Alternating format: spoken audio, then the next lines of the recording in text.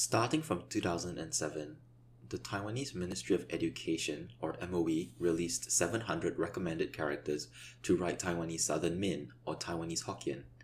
For the most part, this was the first time a government had shown interest in releasing a standardized character set for one of the largest Sinitic languages that inhabits the East Asian region and beyond. Unlike Mandarin and Cantonese, other language varieties born from a Sinitic stem do not see any such standardization in terms of orthography or even beyond that. The Mandarinization language policies implemented by the Kuomintang, Chinese Communist Party, as well as the Singaporean government and to some extent the Malaysian government has produced the perception that any other Chinese variety cannot be written. Instead, there is a tendency to depend on written Standard Chinese, a written language based on the Mandarin vernacular. The following clip from a government-funded Singaporean show demonstrates this. 哇！你家你嘅笑容咁怪怪哦。唔係怪，我係親切啫嘛。哇，親切啊！愛問什麼物件啊？嚇？我問你啊，同美你剪刀手個男人邊個嚟㗎？ That is why, when the MOE released a character set for writing Taiwanese Hokkien, it was quite a big deal for any Hokkien speakers or learners looking to write the language. For most people, this was the first time anyone had approached the concept of writing Hokkien. However, the truth is that Hokkien itself already had a rich literary history. Of course, it never had a standard orthography in Chinese characters, but had achieved a unique position as a Sinitic language that had, at one point, widespread vernacular works, a body of works large enough to develop an orthographic standard based on written vernacular usage. The first known occurrence of something resembling Hokkien language vernacular writing was the Nai Keng Ki, or The Tale of the Lychee Mirror, a Southern Min play written in the Ming Dynasty by an unknown author. The earliest known manuscript was produced in 1566, containing Quanzhou and Teoshu elements. It is here that we can find the first kind of evidence of some kind of written tradition. This is supported by contemporary evidence, appearing in the form of Spanish Minnan works.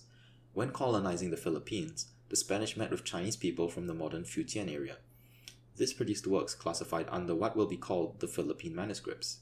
Here we can find some old texts, a grammar book, the Arte de la Lingua Chiu, and a dictionary, the Diccionario Hispanico Sinigún. A number of other works reside in the Herzog August Library in Germany, penned by native-speaking authors. The trail after this goes a bit quiet. Perhaps a lack of interest has stopped more works from surfacing. However, we can tell that this literary tradition survived by arriving at the 20th century. From the 1900s to the 1940s, the publishing and printing industries in Amoy and Taiwan saw a boom. Written in a vernacular orthography, guache, or songbooks, were published widely. The National Taiwan University has released online scans of around 800 of such songbooks onto a website. These songbooks show us how people wrote vernacular Hokkien. Of course, since there was no enforced standard, these songbooks do differ in certain characters. However, considering the large-scale nature of their production, it is not hard to imagine that people understood the conventions by which these works were written. However, these writings met an unfortunate end. Due to the general political situation in the East Asian region at the time, songbooks simply died out as an art of popular literature. The retreat of the Kuomintang into Taiwan and the political situation in mainland China saw the domination of Mandarin and the discouraged use of local tongues in Taiwan and the PRC. One surprising place some semblance of the vernacular writing has survived is in the traditional art of Lam Im, Southern Sound. Lam Im is a centuries-old musical style that originated from Quanzhou.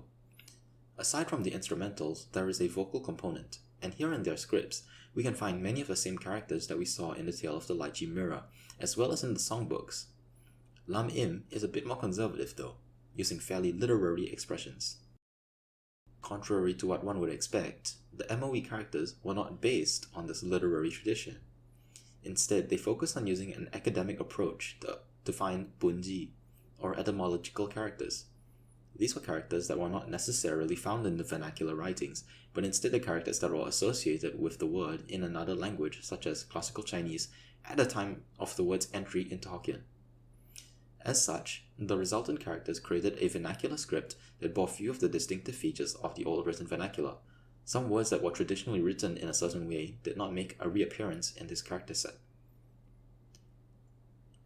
But in August of 2020, the Taiwanese organization Taiji-Tan registered and released a website, g.taiwan.org.